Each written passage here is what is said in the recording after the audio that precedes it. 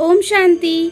आज है 18 सितंबर 2023 की मुरली। आज की मुरली का मुख्य सार।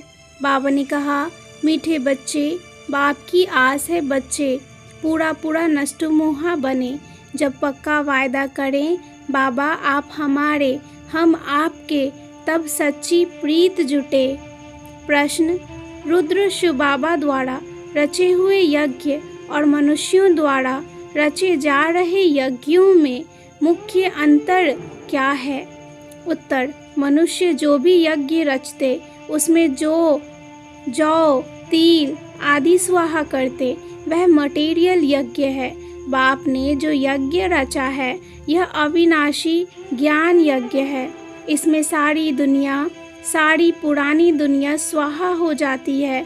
दूसरी पॉइंट, वह यज्ञ थोड़े समय तक चलते।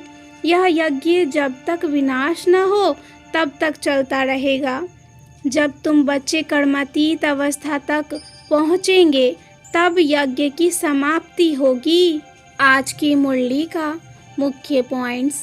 बाबा ने कहा, कल्प पहले भी बाप ने इस अविनाशी रुद्र ज्ञान यज्ञ से भारत को स्वर्ग बनाया था।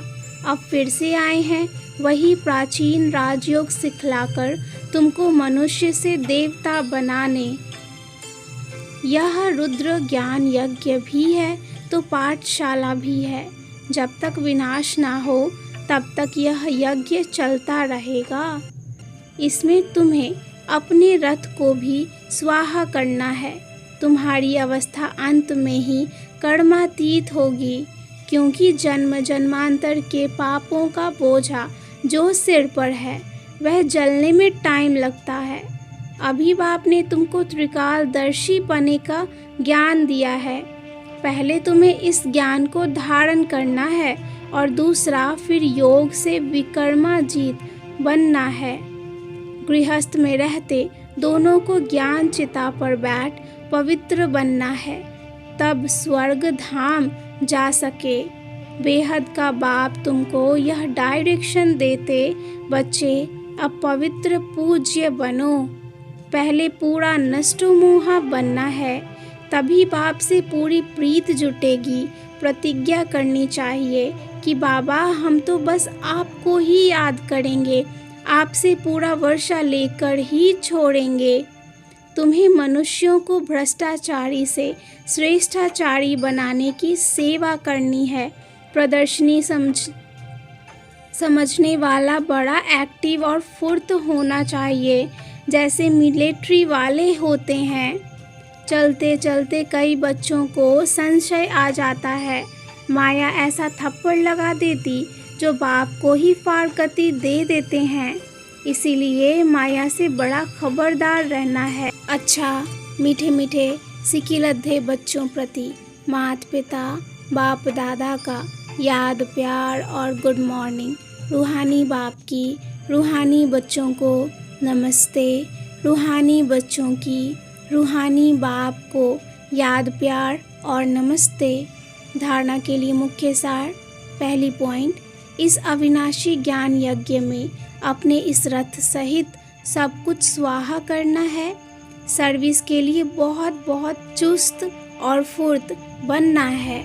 दूसरी पॉइंट, माया कितनी भी गर्म हो सावधान रह, उसके थप्पड़ से स्वयं को बचाना है, घबराना नहीं है।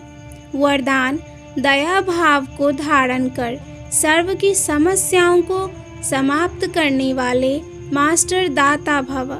दया भाव को धारण कर सर्व की समस्याओं को समाप्त करने वाले मास्टर दाता भव।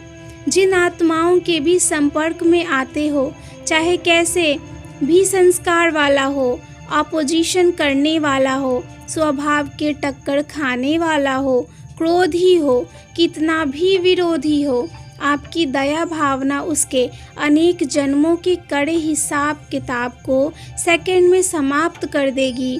आप सिर्फ अपने अनादि आदि दातापन के संस्कारों को इमर्ज कर दया भाव को धारण कर लो तो ब्राह्मण परिवार की सर्व समस्याएं समाप्त हो जाएंगी।